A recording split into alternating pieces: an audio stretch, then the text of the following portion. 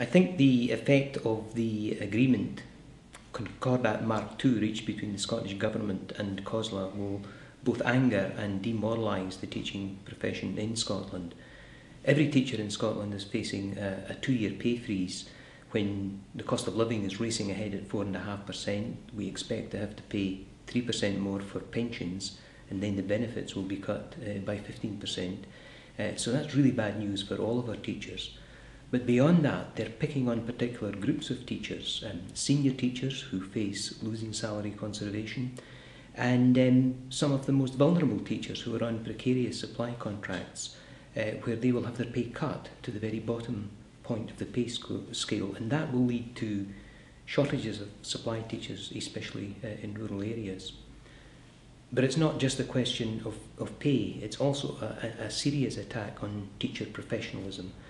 Closing the door on the Chartered Teacher Scheme, which is designed to drive up standards of teaching towards a profession, all with master's degrees.